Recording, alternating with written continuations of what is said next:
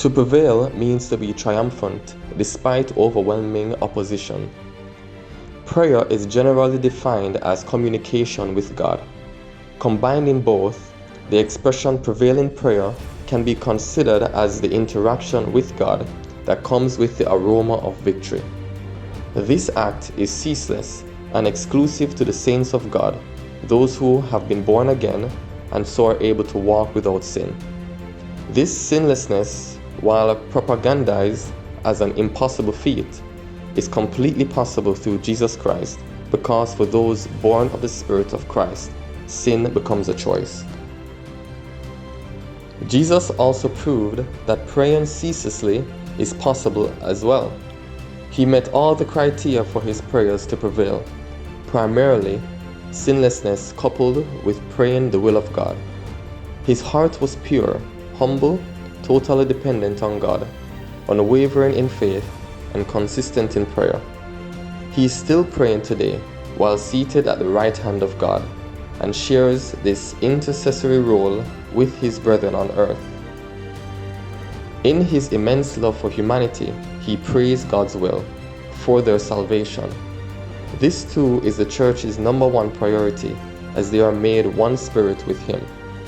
Therefore, they will also pray for other aspects of his will through the knowledge given them by his Spirit. For the righteous saint, those who live in obedience to God, he is accessible at all times and in all seasons, even in moments when words are too hard to find. Thankfully, in such times, he prays and intercedes for us.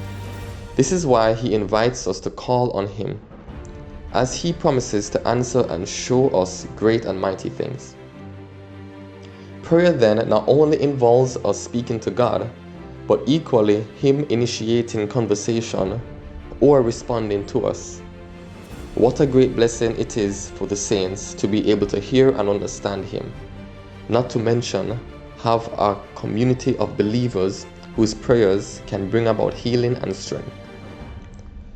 Engaging in sin or entertaining doubt in the heart about what God has said are some oppositions to our praying being heard, and by extension, prevailing. Psalm 34 verse 15 reminds us that the eyes of the Lord are on the righteous, and his ears are open to their cry. In essence, prevailing prayers have a track record of being answered by God. We must ensure that we are always in the posture of heart that meets the criteria for prevailing prayer.